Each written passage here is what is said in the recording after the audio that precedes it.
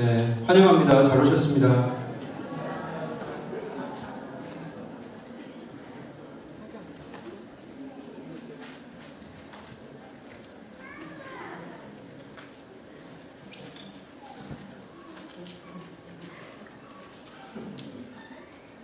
네, 우리는 살아가면서 하루에도 수십 번, 수백 번 크고 작은 선택을 합니다.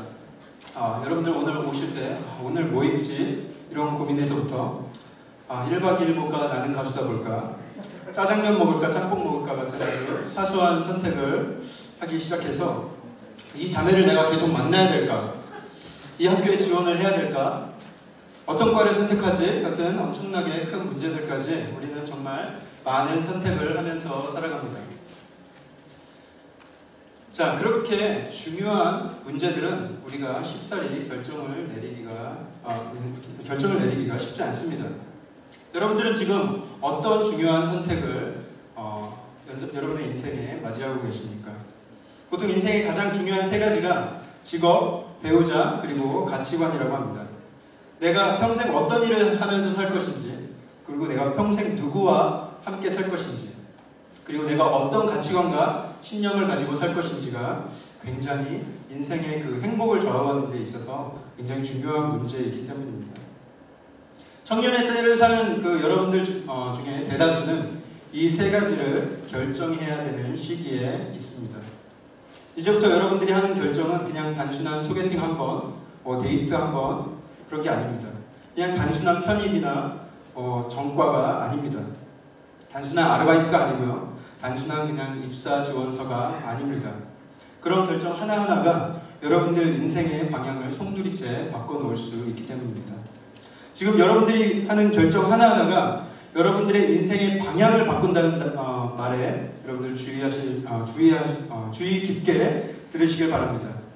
지금 방향이 바뀐다는 것은 여러분이 그 결정 하나로 인해서 미래에 완전히 다른 목표점에 도달할 수 있음을 말하는 것입니다. 그런데 정말 감사한 것은요, 여러분이 정말 하나님을 잘 믿고 계신다면 그 세 가지 가장 중요한 문제들 중에 한 가지는 아주 자연스럽게 결정이 되었습니다. 여러분들이 하나님을 믿는 그 믿음과 그리고 성경적인 가치관, 만약에 그것을 여러분들의 인생에 진정한 가치로 여기고 산다면 여러분들은 정말 하나님이 이끄시는 복된 삶을 살게 될 것입니다. 세상의 청년들과 여러분들이 다른 점이 있다면 여러분들은 이 어두운 세상 가운데 살면서 그 흔들리지 않는 진리의 가치관을 붙들고요. 그리고 세상 풍파를 견뎌내면서 하나님이 원하시는 선택들을 할 수 있다는 것입니다. 하지만 문제는 하나님에 대한 믿음과 신앙이 있다고 하더라도 우리가 무엇이 하나님의 뜻인지 우리가 간혹 헷갈리고 분별하기 힘들 때가 많이 있습니다. 많은 경우에 신앙인들이 하나님의 뜻을 따라 살고 싶어 합니다. 그리고 그렇게 결단을 하죠. 그리고 자기는 하나님의 뜻을 따라 살고 있다고 자부하는 경우도 종종 있습니다. 실제로 하나님의 뜻을 끝까지 기다리고 그 뜻에 의해서 살게 되는 경우는 사실 그렇게 흔하지는 않습니다. 어떤 문제를 놓고 어떤 결정을 앞두고 여러분들이 기도를 합니다. 여러 가지 주위에 조언도 막 구하죠. 하루 이틀 막 결정해야 되는데 막 그렇게 조바심을 내다 보니까 마음에 부담을 안고 기도를 하게 됩니다. 하나님의 응답이 없습니다. 기도한 지 한참 지났는데도 이렇다 할 하나님의 응답을 얻지 못하는 경우가 많이 있다는 것이죠. 어떻게 보면 더 정확하게 말하면 하나님의 응답을 어떻게 받는지조차 알지 못하는 경우가 많이 있습니다. 그걸 잘 모르면서 무작정 기도하는 경우가 대부분이죠. 하나님의 응답이 어떻게 임하시는지 알지 못하면서 기도를 하다 보니까 응답을 내가 하나님께서 주셨는지 내가 받았는지 하나님께서 그냥 나를 지금 무시하고 계신 것인지 전혀 판가름할 길이 없습니다. 그 여부는 오로지 내 눈앞에 벌어지는 그 상황만을 놓고 내가 판단하기에 이르릅니다. 예를 들어서 내가 직장을 구하면서 기도를 하죠. 하나님, 이 직장 허락해 주세요. 일할 수 있게 해주세요. 한참 기도했는데 별다른 응답이 없습니다. 마음은 더 조급해지죠. 두려움이 찾아옵니다. 그러던 어느 날 자기가 지금까지 공부하고 꿈꿔오던 그런 비전과 직장은 아니지만 어디에서 일을 하라고 전화가 옵니다. 연락이 왔습니다. 하나님께 내가 구하던 바는 아니지만 일단 기회가 열린 것이죠. 자, 그때 우리는 확인 과정을 거치지 않은 채 덥석 하나님의 뜻이라고 믿고 선택해 버릴 때가 많이 있다는 것입니다. 두려움과 조급함 때문에. 만약에 이 원서가 잘 통과돼서 합격 통지가 오면은 하나님의 뜻이고, 아니면은 하나님의 뜻이 아니겠지라고 생각하고, 이게 아니면 하나님이 막으실 거야 라고 생각하는 경우가 많이 있다는 것입니다. 그리고선 합격 통지를 받고 길이 열리면은 하나님이 내 기도에 응답하시고 길을 열어주셨구나 라고 믿고 섣불리 선택을 하게 되는 경우가 대부분이라는 것이죠. 우리는 보통 기도하면 하나님이 그 응답으로서 상황을 열어주시고 그 길을 닦아주시는 것을 상상합니다. 맞습니다. 길을 닦아주십니다. 하나님께서 기도하는 자에게 상황으로 응답을 해주십니다. 하지만 문제는 상황만을 가지고 판단하기에는 너무 애매한 것들이 많이 있다는 것입니다. 분명히 상황이 열렸는데 이게 하나님이 열어주신 것인가 의구심이 들 때가 있다는 것이죠. 오늘 본문에 등장하는 다윗도 그런 상황을 수없이 겪었습니다. 그가 이스라엘의 왕이 되기까지 수많은 선택을 해야 했습니다. 그가 어떤 선택을 했고 어떤 기준으로 그런 선택을 하게 되었는지, 애매한 상황에서 어떻게 그가 하나님의 뜻을 발견했는지를 우리 오늘 말씀을 통해서 살펴보도록 할 텐데요. 오늘 하나님께서 우리에게 주신 말씀이 사무엘상 24장의 말씀입니다. 자, 여러분이 성경을 찾으시는 동안 오늘 나눌 이야기의 배경을 제가 설명을 해드리도록 하겠습니다. 사무엘상 24장입니다. 자, 여러분들 그 다윗과 골리앗 이야기 아시죠? 양치기 소년 다윗이요, 여느 때와 다름없이 들에서 양을 치고 있는데 선지자 사무엘이 다윗의 아버지 이새의 집에 이릅니다. 하나님이 당시 그 초대 왕이었던 그 사울을 버리시기로 결심하시고 사무엘한테 이새의 집에 가서 그 아들들 중에 왕이 될 사람을 찾아내라. 그리고 그 사람에게 기름을 붓고 안수를 해라 라고 명령을 했습니다. 자, 사무엘이 양을 치고 있던 그 다윗을 데려와서 머리에 안수를 하고 다윗이 훗날 왕이 될 것을 예언을 합니다. 자, 그렇다 할지라도 다윗의 삶이 당장에 바뀐 것은 아니죠. 여전히 양치기 소년이었습니다. 어느 날 형들의 도시락을 싸들고 전장에 나갔다가 골리앗을 물리치게 됩니다. 여러분들 만화를 상상하시는 분들도 있을 텐데요. 요즘에 좋은 영화들도 많은데 굳이 만화를 상상할 필요는 없겠죠. 여러분들 브레이브하트나 트로이 같은 영화 장면을 떠올리시면 맞을 거라고 생각이 됩니다. 자, 이스라엘 군대의 골칫덩이였던 그 블레셋 군대, 그리고 키 290 정도의 그 장수 골리앗을 물리치자 다윗을 바라보는 사람들의 눈이 달라졌습니다. 그리고 그때부터는 사울 왕 곁에 있으면서 전쟁에 나가서 수많은 업적을 쌓기 시작했습니다. 사울 왕이 다윗을 자기의 군 사령관으로 두게 되었습니다. 그런데 백성들 사이에서 다윗의 인기가 심상치 않았습니다. 2002년 히딩크가 전 국민의 인기를 누리던 것처럼, 아니 그보다 훨씬 더 많은 인기를 이스라엘에서 누리게 되었습니다. 그런데 이스라엘 백성들이 이렇게 다윗을 찬양하는 것은 좋은데 노래까지 만들어서 부르기 시작했습니다.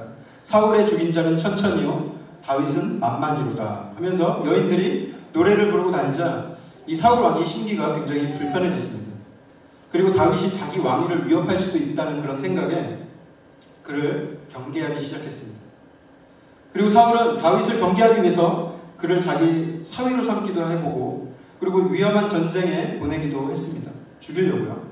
하지만 다윗은 그 전쟁에서 죽기는커녕 더 혁혁한 공을 세우고 돌아왔습니다. 하나님이 왕으로 세우신 사람을 그렇게 쉽게 죽게 할 리가 없죠. 사울이 마음이 더 급해지자 그 아들 요나단에게 다윗을 가서 몰래 죽이라고 명령합니다. 근데 요나단이 다윗의 베프였습니다. 아빠라면 최소한 아들이 누구랑 친하게 지내는지 좀 알고 있어야 될 텐데 전혀 모르고 있었죠. 요나단이 깜짝 놀라서 다윗에게 그 사실을 알리고 도망가라고 알려줍니다. 그리고 수차례 위기를 겪은 후에 다윗은 또 큰 위기를 느끼고 멀리 도망가서 광야를 떠도는 그런 유랑 생활을 하게 됩니다. 다윗의 입장에서는 지금 상황이 너무 혼란스러웠을 것입니다. 분명히 내 어린 시절에 선지자가 찾아와서 내가 왕이 될 거라고 했는데, 내가 지금 분명히 기름 부음을 받고 안수를 받았는데 지금 자신의 상황은 대역죄인처럼 왕한테 쫓기면서 광야에서 헤매이고 있었던 것입니다. 도저히 이스라엘로 돌아갈 기회가 보이지 않습니다. 하지만 다윗은 자기를 따르는 부하들과 기약 없이 그냥 도망자로서의 생활을 계속할 수밖에 없었습니다. 그러던 어느 날 오늘 말씀이 시작됩니다. 24장 1절에서 3절 말씀을 함께 보겠습니다. 24장 1절에서 3절입니다. 시작. 사울이 블레셋 사람을 쫓다가 돌아오매 어떤 사람이 그에게 말하여 이르되 보소서 다윗이 엔게디 광야에 있더이다 하니, 사울이 온 이스라엘에서 택한 사람 3,000명을 거느리고 다윗과 그의 사람들을 찾으러 들염소 바위로 갈새 길가 양의 우리에 이른즉 굴이 있는지라. 거기까지요. 네. 자, 블레셋 군대와 전쟁을 치르고 돌아온 사울에게 첩보가 하나 들어왔습니다. 그토록 잘 숨어 다니던 다윗이 엔게디 광야에 머물고 있다는 첩보였습니다. 사울이 자기 군대 중에 최정예 인원 30명도 아니고 300명도 아니고 3,000명을 거느리고 다윗을 찾으러 갔습니다. 한 사람을 찾기 위해서 특수부대 3,000명을 데리고 갔다는 것은 빈라덴이나 카다피 찾는 정도의 수준이 아닙니다. 이건 잡아서 뼈를 발라버리겠다는 그런 아주 강한 의지입니다. 그러다가 광야에 있는 동굴 하나를 발견했습니다. 자, 3절 더 읽겠습니다. 3절. 그 굴이 있는지라 다음에 사울이 뒤를 보러 들어가니라. 뒤를 보러 들어갔다. 뒤를 본다는 표현 여러분들 모르시는 분들도 있을 텐데, 자, 그런 분들을 위해서 제가 알려드릴게요. 원래 히브리어 성경을 직역하면은 발을 가리우기 위해 들어갔다라는 뜻인데, 다른 설명 없이 그냥 동굴에 똥 누러 갔다는 얘기입니다. 이런 거를 집에서 좀 해결하고 왔어야 되는데, 참 3,000명의 군사들, 자, 한참을 병사들하고 다니면서 다윗을 찾아서 헤맸는데 갑자기 배가 사르르 아파왔죠. 그리고 동굴을 발견하고는 이제 됐다라고 할렐루야를 외쳤을 것입니다. 그리고 신하들을 다 불린 채로 편안한 분위기에서 일을 보기 위해서 혼자 조용히 굴에 들어갔습니다. 자, 3절 마지막에 들어가니라 다음에 시작.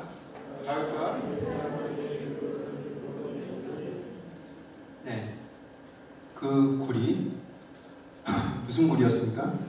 다윗과 그의 부하들이 조용히 숨어있던 굴이었습니다. 자, 이 상황의 배경이 되었던 그 광야는 실제로 여기저기에 수많은 그런 자연 동굴들이 여기저기 자리에 있었습니다. 그런데 하필 사울 왕이 똥을 누러 들어간 그 동굴이 다윗이 숨은 동굴이었습니다. 이 드라마틱한 상황, 그렇죠? 누가 봐도 이건 하늘이 내린 기회처럼 보입니다. 게다가 사울은 쪼그리고 앉아서 응가를 하고 있는데, 그런 자세라면은 초등학생도 가가지고 찔러 죽일 수 있습니다. 그렇죠? 자, 4절 한번 보겠습니다. 4절. 시작. 다윗의 사람들이 이르되 보소서 여호와께서 당신에게 이르시기를 내가 원수를 내 손에 넘기리니 내 생각에 좋은 대로 그에게 행하라 하시더니 그것이 그날이니이다 하니. 다윗의 그 부하들이 다윗에게 귓속말을 하죠. 장군님, 이거 보십시오. 하나님이 우리를 도우셨습니다. 그 원수를 넘겨줄 테니 네 좋을 대로 마음대로 하라고 하셨잖아요. 그 기회가 바로 지금입니다. 그리고 다윗이 조용히 일어섰습니다. 4절 마지막 시작. 다윗이 일어나서 사울의 겉옷자락을 가만히 베니라. 사울은 살았습니다. 다윗이 살려줬습니다. 수년 동안 억울하게 쫓기던 생활을 청산할 수 있었고요. 그리고 자기가 충성을 다해서 섬기던 그 사울왕, 그 왕한테 배신당한 그 억울한 감정을 그거를 복수할 수 있는 절호의 기회였습니다.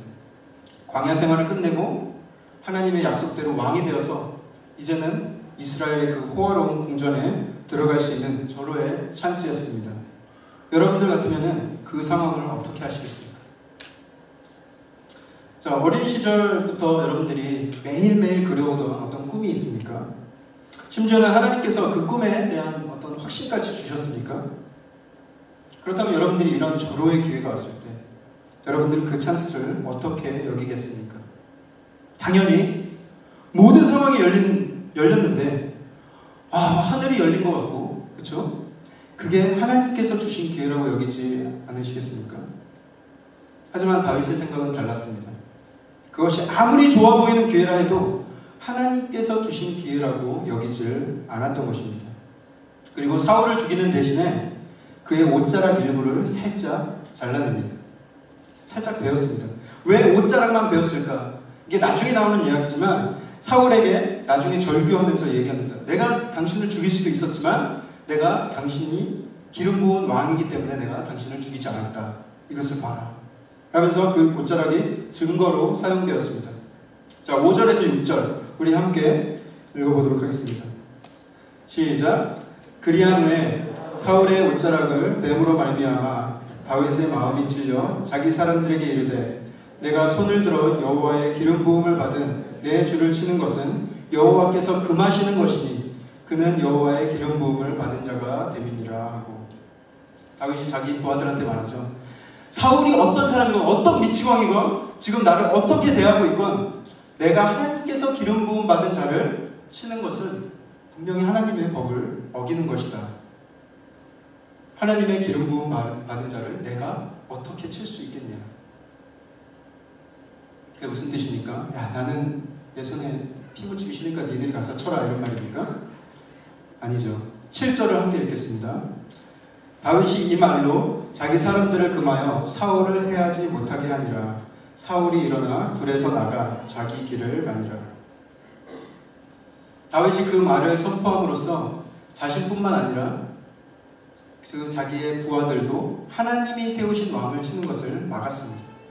그리고 사울은 볼일 다 마치고 굴 밖으로 나갔습니다. 그리고 그 도망자 생활을 끝낼 수도 있고 왕이 될 수 있었던 그 절호의 찬스는 그렇게 허무하게 지나가 버리고 말았습니다. 그리고 언제 다시 자기가 살해당할지 모르고, 그리고 언제 끝날지도 모르는 그 광야에서의 도망자 생활, 그것을 자기는 계속해서 할 수밖에 없는 상황에 이르게 된 것입니다. 자, 다윗이 그렇게 할 수 있었던 이유가 무엇입니까? 그것은 하나님의 일입니다. 또한 약속을 이루시는 하나님을 분명히 신뢰했기 때문입니다. 우리는 하나님을 믿는 믿음은 갖고 있는데 종종 신뢰하지 못하는 경우가 많이 있습니다. 믿음과 신뢰는 얼핏 듣기에는 같은 말처럼 들리지만 약간 성격이 다르겠습니다. 하나님을 믿는 믿음은 어쩌면 그분의 존재를 믿고 그분이 하신 말씀에 대한 어떤 의심을 갖지 않고 내가 믿는다라는 뜻이지만, 신뢰한다는 그런 표현은 관계 속에서 내가 지속적으로 그분을 의지할 수 있음을 표현하는 말입니다. 우리는 하나님을 믿지만 그분을 신뢰하지 못하는 경우가 너무나도 많이 있다는 것이죠. 지금 하루빨리 내가 직장을 찾는 것이 너무나도 급하니까, 지금 내가 더 나이 들기 전에 배우자를 찾아서 결혼하는 것이 내가 너무 급하니까, 사회에서 말하는 소위 결혼 정년기라는 게 있고, 취업에 적절한 나이가 있고, 졸업의 시기가 있으니까 내가 이런저런 그런 중대한 결정을 허겁지겁 서둘러 끝내버리려고 하는 경향이 있다는 것입니다. 사회가 우리를 그렇게 기다리지 못하게 만들고 등을 떠밉니다. 우리가 과연 등 떠밀려서 인생의 방향이 걸린, 인생의 사활이 걸린 그런 중요한 상황들을 결정할 것인가, 아니면 충분히 하나님의 말씀과 하나님의 원칙에 비추어서 그것을 의제민하면서 신중하게 결정할 것인가. 우리 빈내리 교회청 형제들은 절대로 그렇지 않지만 제가 다른 교회 다니는 형제들을 예로 한번 들어보겠습니다. 형제들이 결혼과 배우자를 위해서 기도하다가 이 사람이다 라고 확신이 드는 경우는 대부분 자매가 예쁠 때입니다. 자매가 예쁘면은 그게 무조건 기도의 응답이라고 받아들이는 경향이 있다는 것입니다. 앞뒤 안 봐요. 심지어는 자기 분에 넘치는 그 예쁜 자매를 만나면 기도도 안 합니다. 이건 기도할 필요도 없다는 거죠. 그냥 그 자체가 너무나 큰 은혜고 자기 짝이라고 과신하는 그런 경우에 이르게 되는 것입니다.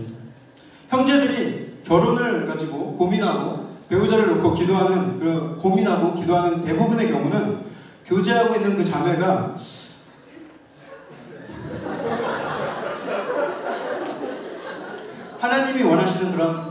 그런 배우자일까라는 그 고민보다는 다른 고민입니다.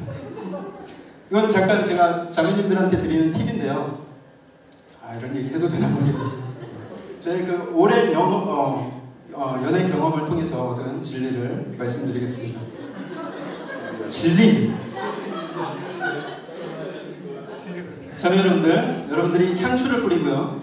그리고 살짝 노출이 있는 옷을 입고 화장을 좀 진하게 하는 거, 그거 여러분들이 자기 만족을 위해서 예쁘게 보이고 싶고 뭐 이런 거 다 보기 좋습니다.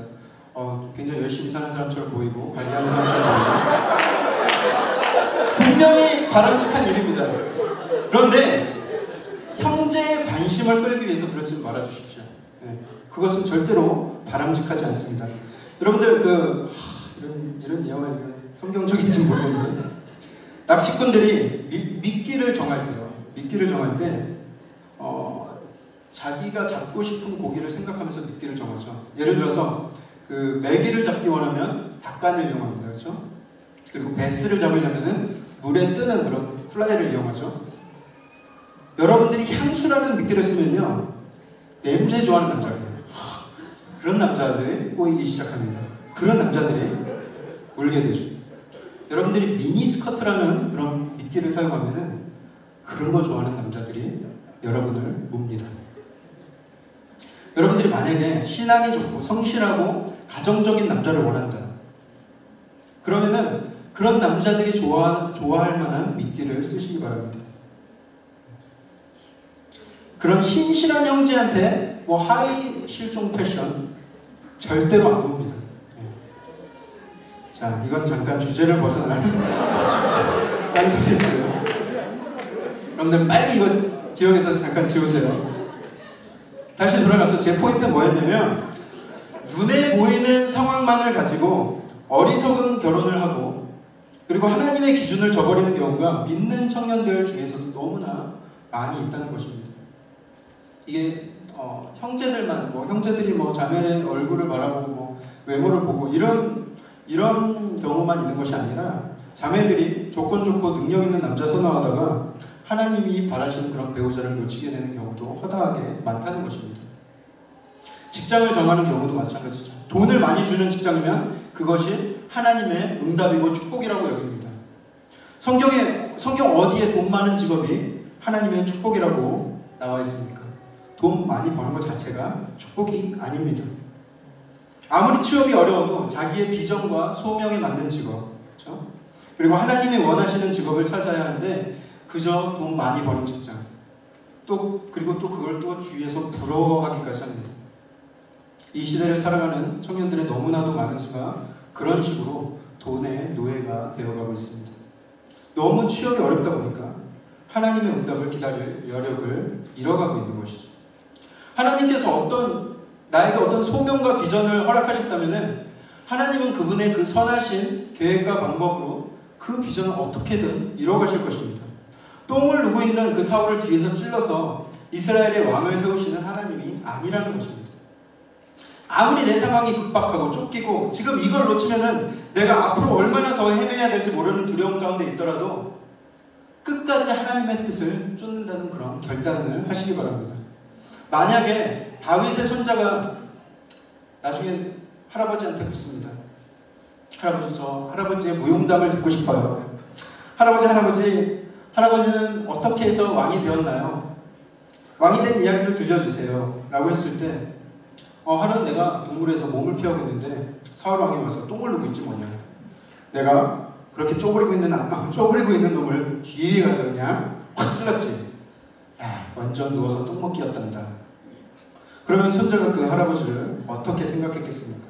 그런 부끄러운 이야기를 후세에 전하고 싶지 않았다면은 또 어떤 거짓말로 신화를 만들어야 되겠죠. 알에서 태어났다든가, 하늘의 전기를 받아서 바위를 뚫고 나왔다든가.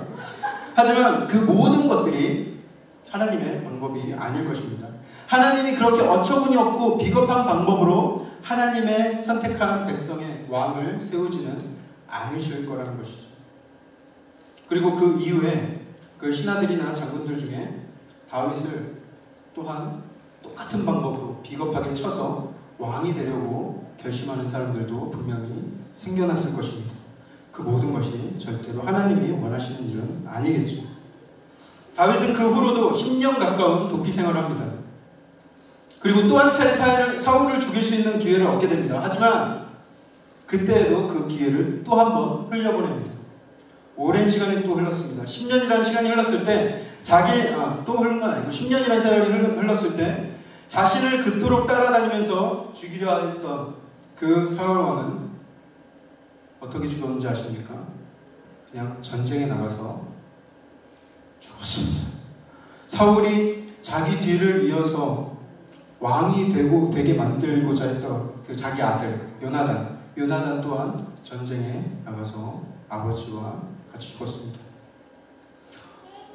오늘 성경 공부에서도 여러분들이 나누겠지만 그 사울의 넷째 아들 그리고 그를 돕던 군사령관도 모두 그냥 살해됩니다. 다윗에 의해서 살해되는 것이 아니라 서로의 컨플릭트에 의해서 서로가 살해를 합니다.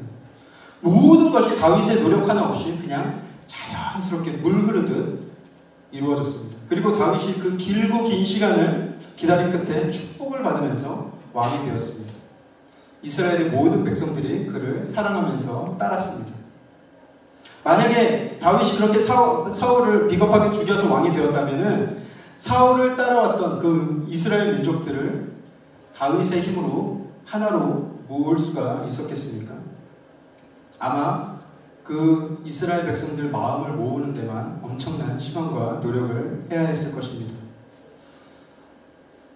이스라엘이 하나님의 뜻을 이뤄나가는 데 전력하기보다는 어떻게든 내분을 막고 분열을 막고 살해되지 않기 위해서 암살당하지 않기 위해서 항상 전전긍긍 했을 것입니다. 하지만 다윗이 하나님의 때 하나님의 방법으로 왕이 되었을 때 그는 백성들에게 칭송을 받는 축복된 왕으로서 왕정을 시작하게 됩니다. 여러분들이 지금 기도하는 문제가 있습니까? 전공을 뭘로 정해야 될지 모르겠습니까? 지금 만나고 있는 사람과 계속 만나야 될지 모르겠습니까? 하나님께서 배우자를 허락하기를 바라십니까? 직장을 찾고 계십니까? 이직을 고려하고 계십니까? 그런 고민들로 마음이 급하십니까? 그럴 때일수록 우리의 마음을 하나님께 두고 우리의 시선을 하나님께 고정하고 우리의 귀와 촉각을 그분의 말씀을 듣는 데 집중해야 합니다. 그리고 지금 처한 상황에서 내가 최선을 다해서 지금 자리에서 나의 할 바를 다하면서 준비해야 합니다. 또한 하나님과의 그 친밀한 관계 가운데 그분의 뜻을 그때그때 바로바로 구별해낼 수 있는 능력을 키워야 합니다. 그랬을 때 그 충성되고 준비된 자에게 하나님께서 하나님의 때에 하나님의 방법으로 그 소원하는 바와 계획하신 바를 이루게 하실 것입니다. 중요한 결정을 할 때 가장 큰 방해는 역시 나의 마음 가운데 빨리 결과를 보고 싶어하는 그런 욕심입니다. 그리고 또 한 가지 중요한 방해 요소가 있는데요. 그것은 주위의 목소리입니다.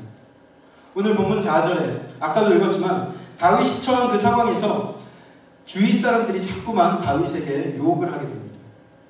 다윗의 4절 말씀에 다윗의 사람들이 이르되 보소서 여호와께서 당신에게 이르시기를 내가 원수를 내 손에 넘기리니 내 생각에 좋은 대로 그에게 행하라 하시더니 이것이 그날이이다. 자, 솔깃한 말이죠. 하나님이 그렇게 하셨지 않습니까? 지금이 그날입니다. 자, 하나님께서 이 말을 하셨는가? 너 마음대로 해라. 내가 너의 손에 넘겼다. 이 구절에 대해서 의견이 분분한데요. 왜냐하면 하나님께서 이 말을 다윗에게 했다는 그런 기록이 어디에도 찾아볼 수 없습니다. 단지 이게 기록이 없을 뿐인지 아니면은 이 사람들이 없는 말로 자신의 생각들을 그냥 다윗에게 말한 건지 잘 모르겠습니다. 하지만 다윗의 판단으로 보아서 다윗이 한 행동으로 봐서 이 사람들이 지레짐작해서 하나님이 이렇게 말했을 거다라고 자기들 스스로 생각하고 지어낸 말인 듯합니다. 하나님께서 다윗에게 진짜로 이렇게 말씀하셨다면 다윗이 그때 주저하지 않았을 것입니다. 그 기회를 하나님이 치라는 명령으로 받았겠죠. 여기서 우리가 깨달아야 될 사실은 중요한 결정을 앞두고 주위 사람들로부터 지혜로운 의견에 주위 사람들의 지혜로운 의견에 귀를 기울이되 사람들의 의견에 의지하지는 말라는 것입니다. 그들이 진정 기도하고 하나님의 응답을 들었다면은 여러분들한테도, 여러분들 본인한테도 분명히 하나님께서 같은 응답을 주실 것입니다. 판단할 때 내가 다른 사람들의 의견을 듣고 내가 받은 뜻과 비교해서 이게 하나님의 뜻인지 판단할 때, 그 상황을 구분할 때 그때 정도, 그런 정도로 이용해야지 다른 사람들의 말을 맹신한 채 자신은 하나님의 뜻을 알지도 못하고 섣불리 판단하고 결정하는 것은 바람직하지 않습니다. 그럼 우리는 어떤 모습을 가지고 있습니까? 예전에 한번 나눈 듯한데요. 우리가 뭔가를 간절히 소원하고 있을 때 우리가 솔직하고 담백한 그런 조언을 듣기를 바라기보다는 자기에게 듣기 좋은 그런 말을 해줄 사람을 찾아다니는 경향이 있습니다. 한 자매가 정말 능력 있고 잘생기고 나한테 너무 잘해주기까지 하는 그런 형제를 만났는데 이 형제는 내가 교회 가는 것을 싫어해요. 애초에 감정이 생기기 전에 잘라냈으면 좋았겠지만 너무 내가 보기에 완벽한 남자라서 자기가 한번 전도해 보려고 했다가 전도는 실패한 채로 그냥 사랑의 감정에 푹 빠지게 되었습니다. 그랬을 때 이런 힘든 상황 가운데 이 자매는 누구한테 조언을 구하러 가겠습니까? 여러분 같으면은 누구한테 조언을 구하겠습니까? 교회 목사님 또는 전도사님을 찾아가겠습니까? 아니면 여러분들 속한 소그룹의 리더를 찾아가시겠습니까? 아마 이 자매는 교회 사람들이 자기한테 어떤 조언을 해줄지 이미 다 알고 있습니다. 왜냐하면 자기 또한 남이 똑같은 일을 겪었다면 나 또한 이렇게 조언을 해줄 것을 알고 있기 때문입니다. 하지만 자기 감정이 이만큼 커진 상황에서 자기 자매는 자기가 듣고 싶은 그런 말을 해줄 그런 세상 친구를 찾아 나서기에 이릅니다. 그 친구는 분명히 자기의 감정을 이해해주고 위로해주고 사귀라고 용기를 주는 그런 친구를 더 선호하기 때문입니다. 우리가 이처럼 어리석은 존재입니다.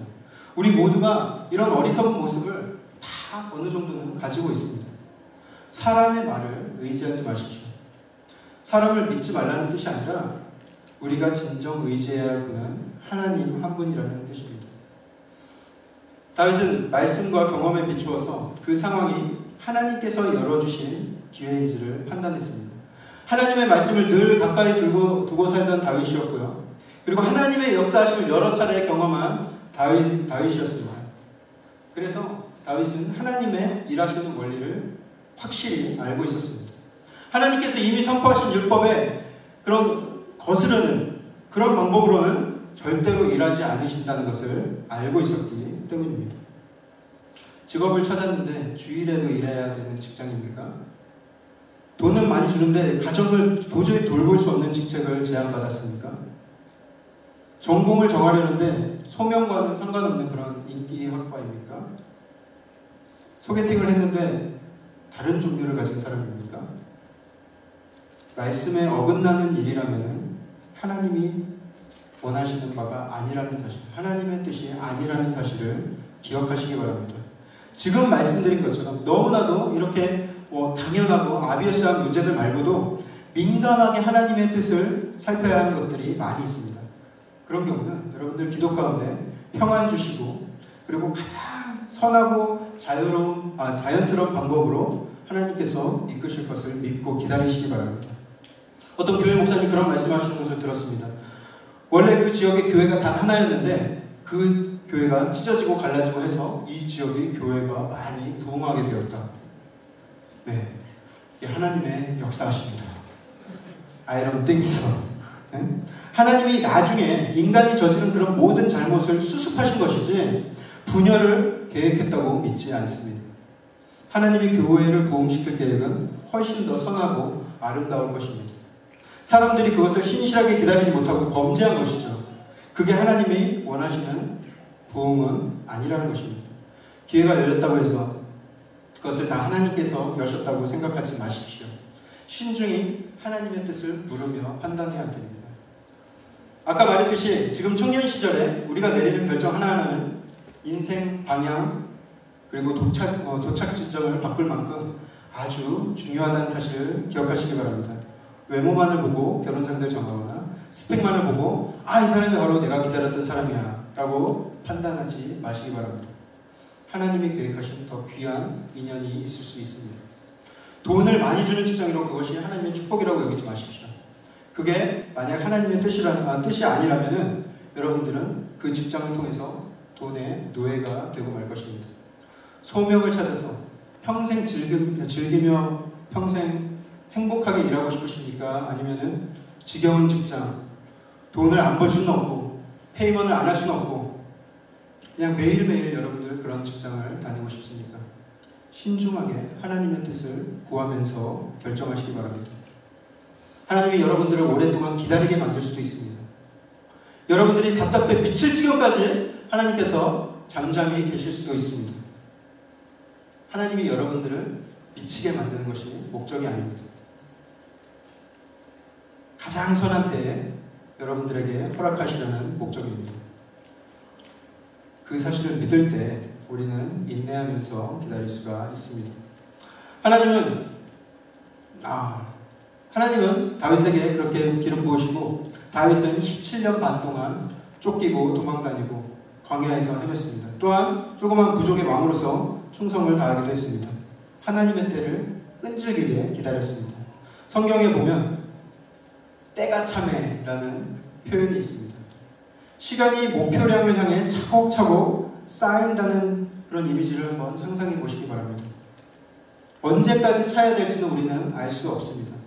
하나님께서 정해놓으신 그 어느 때까지 그 시간과 함께 우리의 인격과 재능과 능력과 경험과 그런 영성들이 그 시간이 지남에 따라서 함께 쌓여갈 것입니다.